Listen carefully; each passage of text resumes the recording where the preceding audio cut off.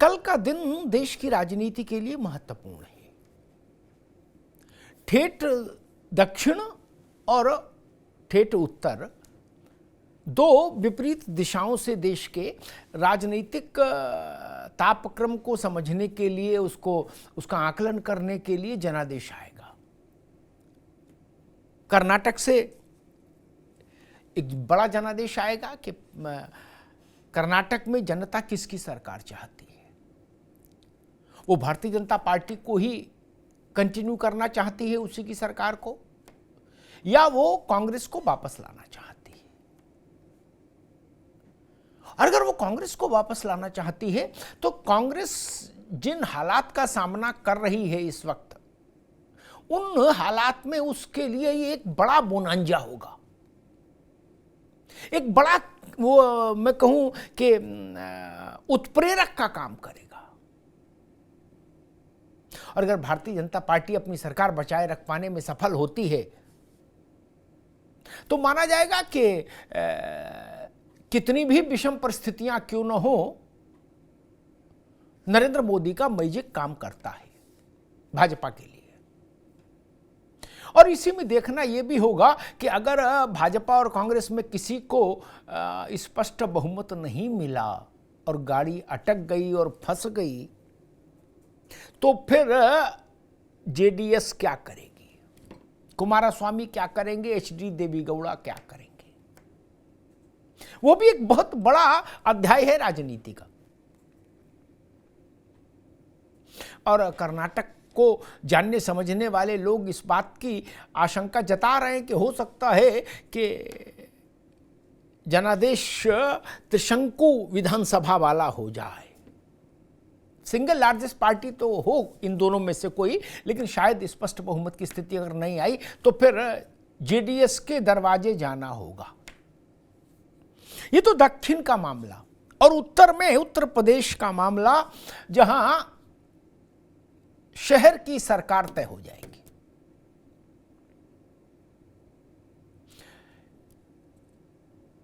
नगर निगमों में भारतीय जनता पार्टी 2017 के चुनाव में भी बड़ी विजय लेकर आई थी। तब 16 नगर निगम थे, तो शायद 14 में भाजपा थी, 2 में अन्य थे। अब 17 है। भारतीय जनता पार्टी को नगर पालिका और उसमें भी विशेष रूप से नगर पंचायत, यानी नगर निगम, नगर पालिका, फिर नगर पंचायत। नगर पंचायत के चुनावों में 17 में भी समाजवादी पार्टी ने अच्छी टक्कर दी थी। क्या इस बार भी वही परिस्थिति बनेगी, या इस बार भारतीय जनता पार्टी नगर निगम, नगर पालिका और नगर पंचायत तीनों स्तरों पर एक तरफा जीत हासिल करेगी? ये बड़ा सवाल है। क्या उत्तर प्रदेश में योगी आदित्यनाथ का जादू भाजपा के लिए यथावत है? क्योंकि इस चुनाव में, निकाय के चुनाव में योगी आदित्यनाथ ने बहुत मेहनत की। 50 से ज्यादा जनसभाएं उन्होंने की। ये मेरे ख्याल से रिकॉर्ड होगा उत्तर प्रदेश के लिए कि किसी मुख्यमंत्री ने निकाय के चुनाव में 50 जनसभाएं की हो। एक अद्भुत किस्म का रिकॉर्ड है। दूसरी ओर समाजवादी पार्टी है, विधानसभा में उसके 403 में 111 एमएलए जीत कर आए, उसका वोट प्रतिशत बढ़ा और गठबंधन के सहयोगियों के साथ वो 125 सीट पर पहुंची विधानसभा में। अब तय ये होना है कल कि सपा आगे जा रही है, स्थिर हो गई है, या पीछे खिसक रही है। ये स्थानीय निकाय के चुनाव से तय हो जाएगा। वोट प्रतिशत कहां रहता है, विजय कितने पर मिलती है, ये सारी परिस्थितियां साफ हो जाएंगी। और उसी के आधार पर फिर 24 के लिए कोई प्रोजेक्शन उत्तर प्रदेश में किया जा सकता है। और तीसरा एक बड़ा आयाम है उत्तर प्रदेश में बसपा। पिछली बार बसपा के पास नगर निगम था 2। इस बार बसपा की स्थिति क्या होगी? मायावती जी नहीं निकली, सतीश चंद्र मिश्रा भी नहीं निकले।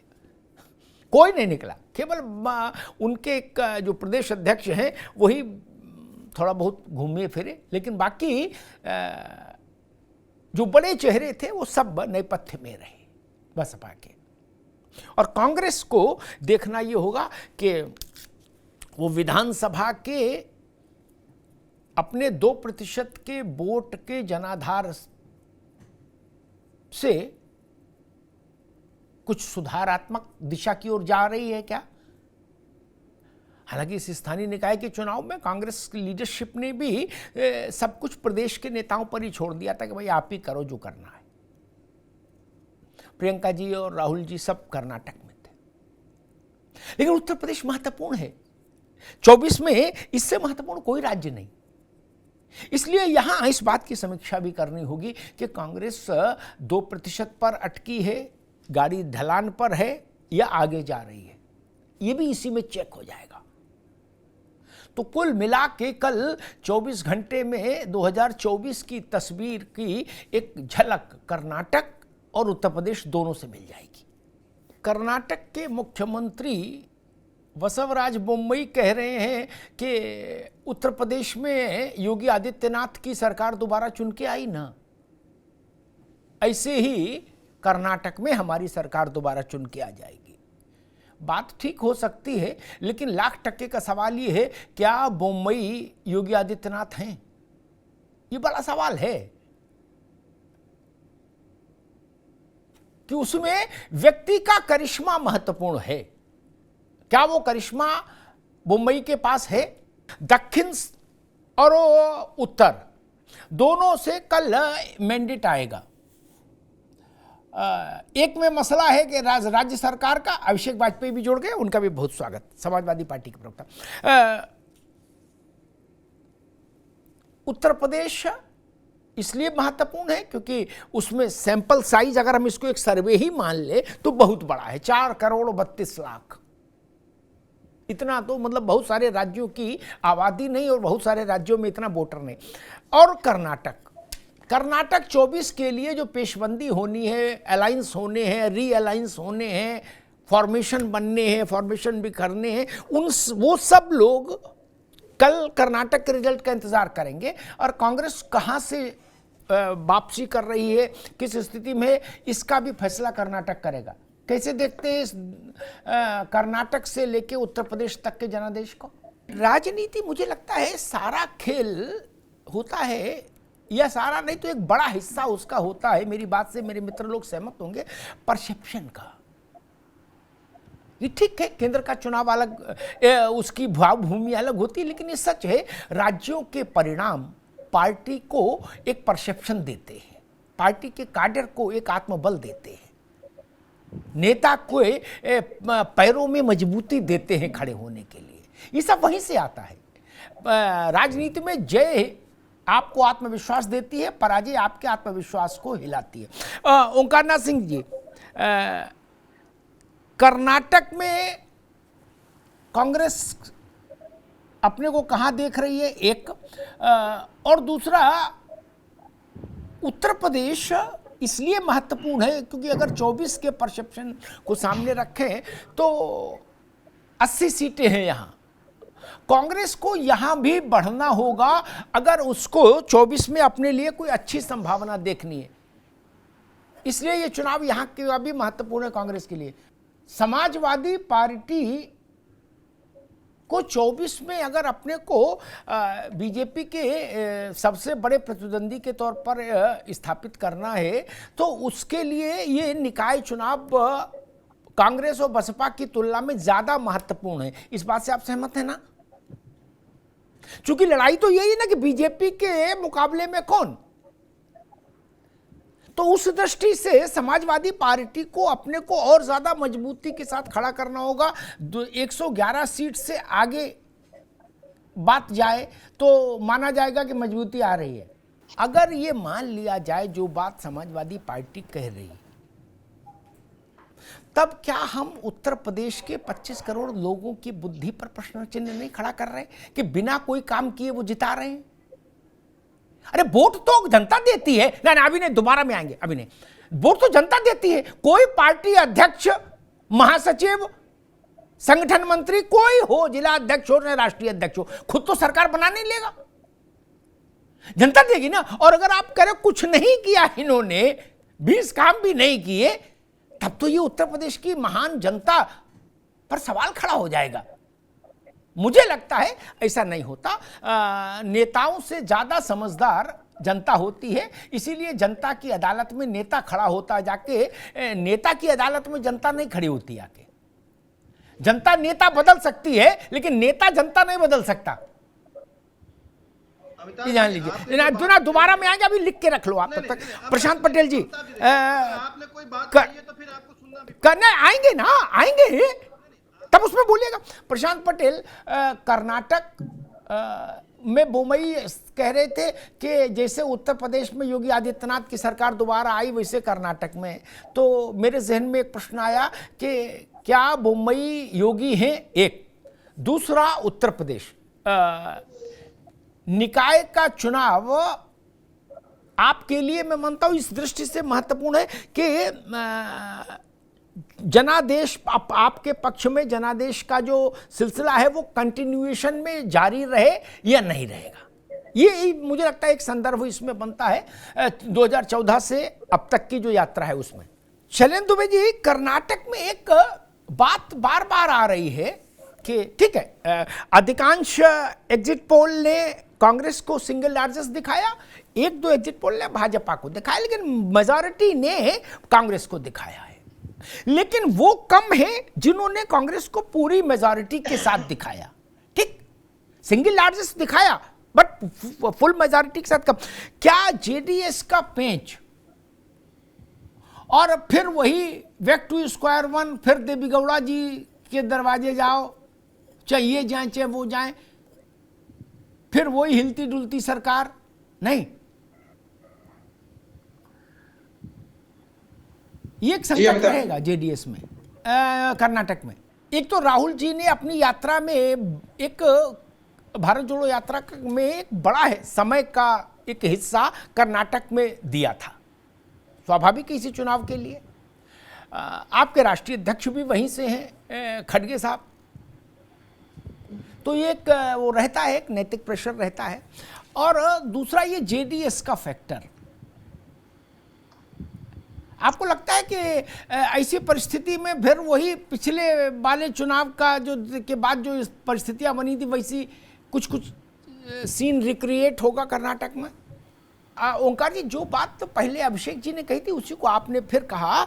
मैं इस रहस्य को खोज में निकल इतने समय से भटक रहा हूं कि भाई अगर मैं आपकी सपा की, कांग्रेस की, बसपा की बात मान लूं एज इट इज कि कहीं कुछ नहीं, पीने को पानी तक नहीं उत्तर प्रदेश में, मान लीजिए मान लूं, तो इतनी दुखी जनता भाजपा को वोट क्यों दे रही है?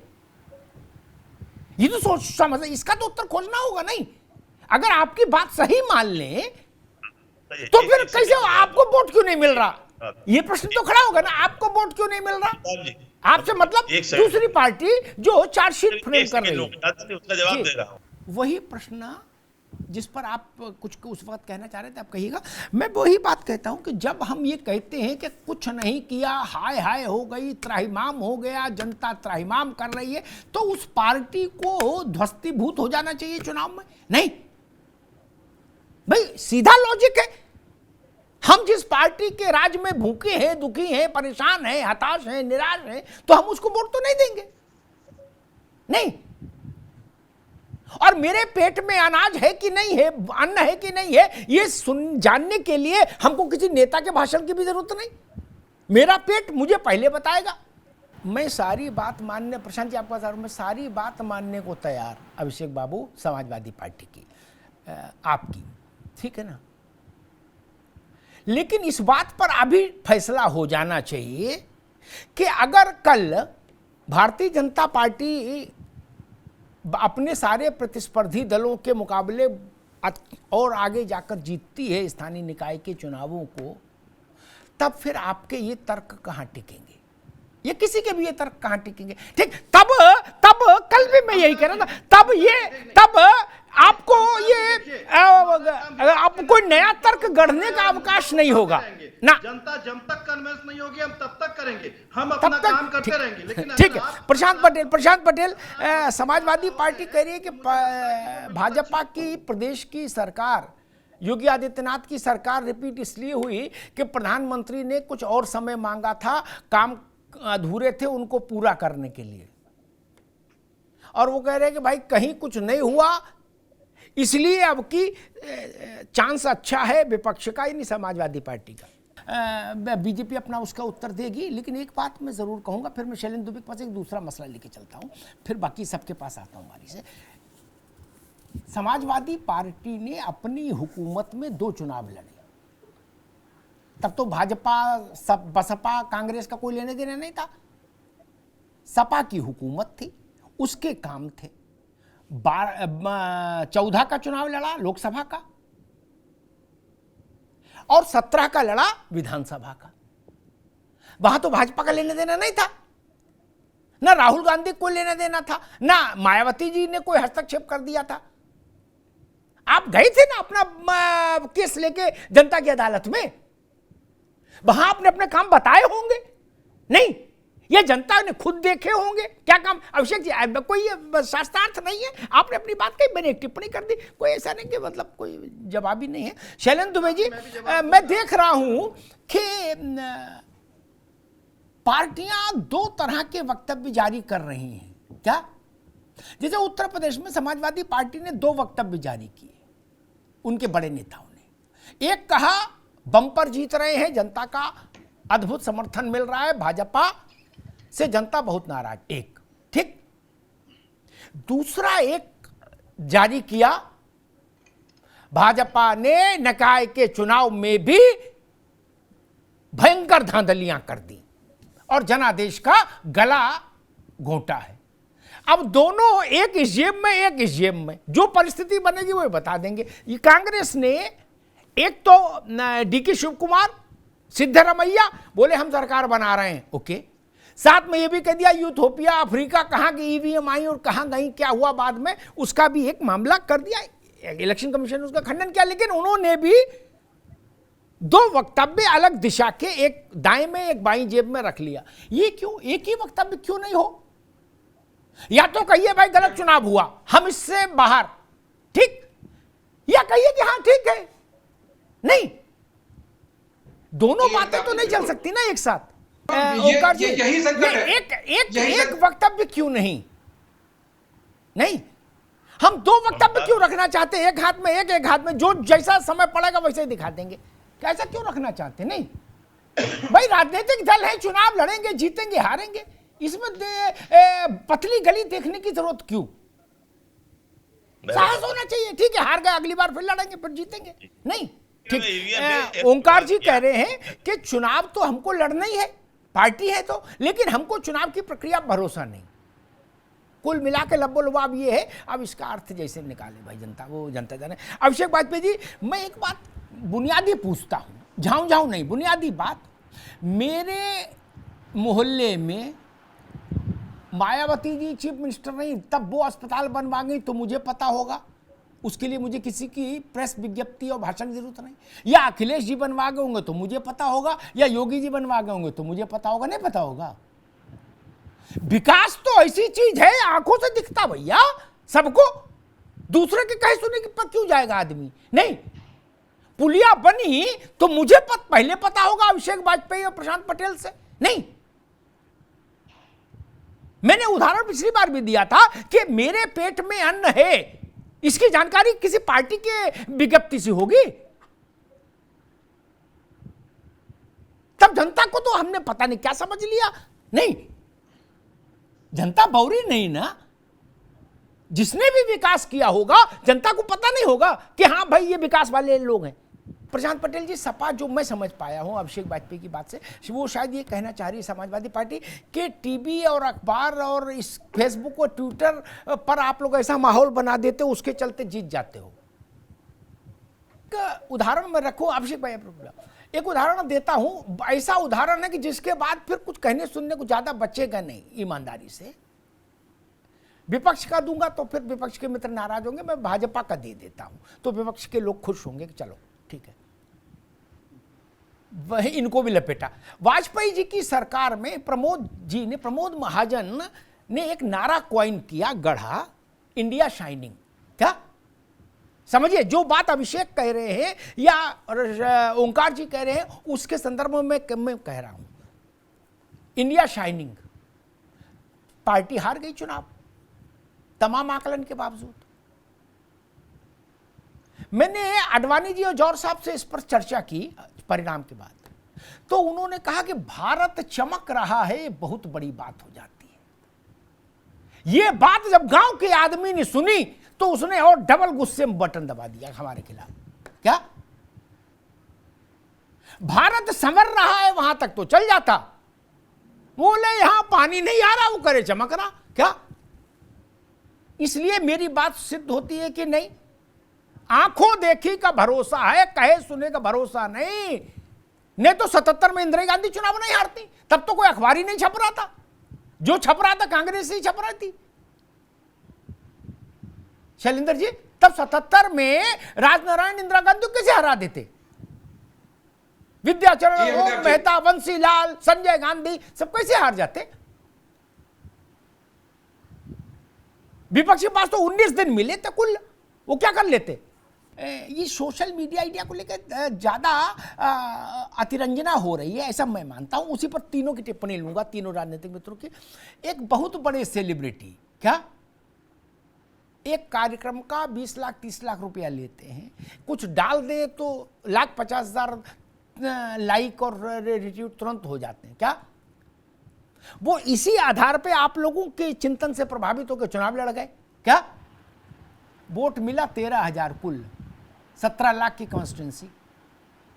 ओंकार जी, आपको नहीं लगता ओवर रेटेड कर दिया? इतना है नहीं जमीन पर भाई। अगर मीडिया के भरोसे कोई होता तो कोई मुख्यमंत्री चुनाव हारता? किस मुख्यमंत्री के पास सारा विज्ञापन का खेल नहीं है?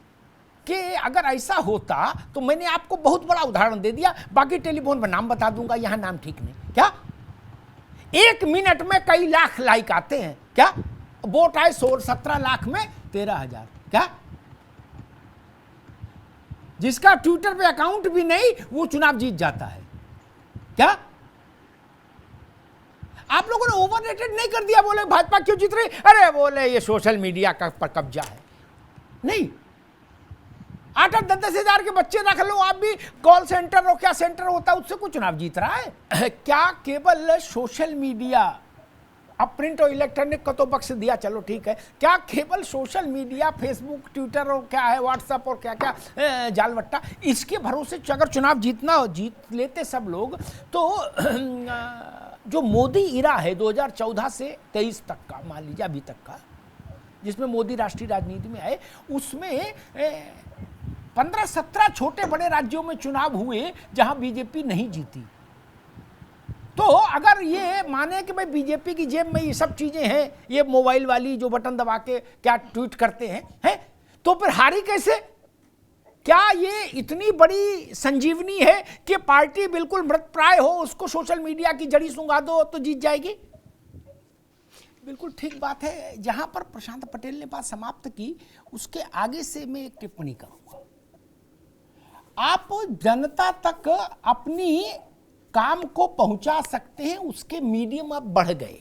इंदिरा जी के समय में उतने नहीं थे, वाजपेयी जी के समय में और बढ़े, अब और बहुत ज्यादा हो गए। हो सकता है आगे जब प्रशांत पटेल और अभिषेक वाजपेयी पार्टियों में बड़े चेहरे होंगे तब और माध्यम हो जाए, हो सकता है। लेकिन फैसला जनता ही करेगी, ध्यान रखिएगा।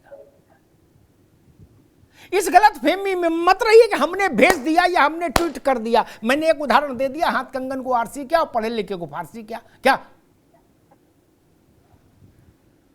और शैलेंद्र दुबे जी कह रहे थे कि अमिताभ जी आप भी लड़ जाओ। मैंने ना भैया, मुझे ऐसी कोई गलत फहमी नहीं ना। जनता मुझे जिस रूप में पसंद करे वो उतने ही तक रहो ना। और दूसरी बात, हर राज्य सरकार के पास, ओंकार जी तो प्रशासक भी रहे हैं और मुख्यमंत्रियों के बहुत करीब रहे व्यवस्था के, हर राज्य सरकार के पास विज्ञापन का और पैसे का बजट होता है। और सारे मीडिया के साथ उसके रिश्ते अच्छे होते हैं जब सरकार में होता है, खर्च भी करते हैं। ये सच्ची सच्ची बातें हैं। फिर भी लोग जाते हैं ना, विदा हो जाते हैं ना, कैसे हो जाते हैं। मैं बजट का वॉल्यूम बता सकता हूं। उत्तर प्रदेश में जब पिछली नई सरकार आई थी 17 में, पिछली सरकार ने चुनाव में उस वक्त उस एक साल में कितना खर्च किया था, बजट का वॉल्यूम बता सकता हूं। बड़ा चौंकाने वाला वॉल्यूम था वो। लेकिन फिर भी क्या हुआ, जनता ने वापस आपको हटा दिया ना। क्यों? तू कहता है कागज लेखी, मैं कहता हूं आंखन देखी। मैं तो फिर वही बात कह रहा हूं, मेरे शहर में 1000 बेड का अस्पताल बन गया। प्रशांत पटेल की पार्टी, वाजपेयी जी की पार्टी, ओंकार जी की पार्टी ऐसा विज्ञापन दे दे एक पन्ने का अखबार में, और मैं जाके देखूंगा कि बना कि नहीं बना, वहां भैंस चल रही, तो उसके बाद तो डबल नुकसान करूंगा आपका। क्या आप झूठ भी बोलते हैं? ये बात व्यवहारिक है, इसको स्वीकार करिए। लफाजी से नहीं शासन मिल सकता ना, और लफाजियों से मिलता होता तो कोई कभी हटता? लफाजी तो सबको आती है मित्र। मैंने बहुत मार्मिक उदाहरण दिया था, प्रामाणिक, वाजपेयी जी की सरकार का। As a person Vajpayee ji को यह देश प्यार करता था। वो लोग भी प्यार करते थे जो उनकी पार्टी से सहमत नहीं होते थे, उसके बावजूद भी उनको हटा दिया देश ने। क्यों? मैं भी चुनाव कवर करने गया था। सामान्य लोगों ने कहा भैया ये क्या ड्रामा फैलाए हैं, कह रहे हिंदुस्तान चमक रहा है, यहां मरे जा रहे। इस बात का क्या उत्तर दीजिएगा? आपकी विज्ञापन की फिल्म देखकर कोई वोट नहीं देता, ये जान लीजिए। मैं सब पार्टियों से निवेदन कर रहा हूं, वरना मुंबई में फिल्म वालों से नहीं बनवा लो फिल्में अपनी अपनी विज्ञापन की, उनसे कोई फर्क पड़ रहा है? मैं बड़े बड़े कारीगर हारे हुए नाम गिना दूं जो इस विधा के बड़े मर्मज्ञ हैं देश में, वो हार गए, वोट नहीं मिला। और जो धोती कुर्ता पहन रहे, जो कुछ नहीं जानते, जिनका मोबाइल भी कोई दूसरा उसमें मैसेज टाइप करता है, वो जीत रहे। आप सोचते हो हम जो भी ठेल देंगे जनता सच मान लेगी और बूथ पर पहुंच की जिंदाबाद कर देगी? नहीं। एक उदाहरण देता हूं। एटा में रामेश्वर और जोगिंदर, ठीक, उनके लिए भाजपा, ओंकार जी की पार्टी, अभिषेक जी की पार्टी, सतीश मिश्रा जी की पार्टी, सब लोग एटा में कुछ भी भेजो प्रचार माध्यमों से, लेकिन वहां की जनता तो उनको व्यक्तिगत तौर पर जानती है कि ये कैसे आदमी है। नहीं जानते हैं ना। आजम खान साहब को लेके आप कोई प्रचार रामपुर में करो, उनके पक्ष में या खिलाफ, उससे कोई फर्क पड़ता है? आधी शताब्दी से लोग उनको जान रहे, बढ़ता है आधी शताब्दी से। बताइए, इस बात को कोई मतलब है क्या? और किसी के पास 4 ट्वीट करने वाले ज्यादा होंगे, किसी के पास कम होंगे, लेकिन वो उतना ही है कि वो सूचना पहुंचा देंगे, वो सूचना जनता मान लेगी। इस बात की गारंटी वाला तो अभी मैकेनिज्म बना ही नहीं तो कोई भाई का लाल एक बार जो कुर्सी पे आ जाए वो हटेगा नहीं, जान लीजिए। क्या ये सब तो कुछ नहीं होता। एयरपोर्ट, रेलवे, सारी रेलें बिल्कुल साफ सुथरी हो गई। मान लीजिए एक विज्ञापन आया, अब मैं अगले दिन रेल में चलूंगा तो मैं खुद नहीं चेक कर लूंगा बाथरूम है? वो गंदा होगा तो डबल रिएक्शन होता है, फिर इंडिया शाइनिंग की तरह। और अभिषेक जी, आप कहें, हम कहें, कोई कहे, किसी की वाणी पर जनता को इतना भरोसा नहीं, वो खुद बरत के देखती है। अगर उसको 3 साल कष्ट, कोरोना के कष्ट काल में, जब जीवन संकट में था, प्राण संकट में था, और अगर इस देश के 80 करोड़ लोगों को जीवन धारण के लिए खाद्यान्न मिला निःशुल्क, उनको किसी सोशल मीडिया की जरूरत है? बताइए। आप कुछ लिखते रहिए ट्विटर पर, फलान पर, ढिकान पर, उसको फर्क पड़ रहा है? उनमें से अधिकांश तो ये सब जानते ही नहीं कौन सी सोशल मीडिया है। क्या ये तथ्य हम लोग दिमाग में नहीं रखते? और क्या सारा ठीकरा कब फोड़ोगे? कल। अरे बोले मीडिया वालों ने जिता दिया। अरे भाई साहब, मैं कह रहा हूं अनाज ने जिता दिया, शौचालय ने जिताया, सड़क और अस्पताल जिताता है मित्र, स्कूल जिताएगा। मीडिया अगर हो ऐसा होता तो बड़े मीडिया हाउस ही नहीं मुख्यमंत्री हो जाते और प्रधानमंत्री की दौड़ में शामिल हो जाते। नहीं ना। इस देश की जनता अगर इंदिरा गांधी को हरा सकती है तब, जब विपक्ष को एकजुट हुए और जेल से बाहर आए, कितने दिन हुए थे और चुनाव हो गया, इंदिरा जी ने चाल ही ये चली थी। तो फिर ये मान लीजिए कोई प्रचार अप्रचार कुछ नहीं। बहुत सारे लोग कहते मेरी छवि खराब कर दी। ना जी, जनता आपकी छवि जानती है, मेरे बताए नहीं जानती, वो खुद में जानती है। जौनपुर में धनंजय सिंह के बारे में आप कोई विज्ञापन निकालो ओंकार जी, उस विज्ञापन को मतलब है, उस पर रख के लोग इमरती खा लेंगे। गलत कह रहा हूं? अरे भाई, मीडिया से ज्यादा जौनपुर वाले धनंजय सिंह को जानते हैं। ये बात नहीं समझ आ रही?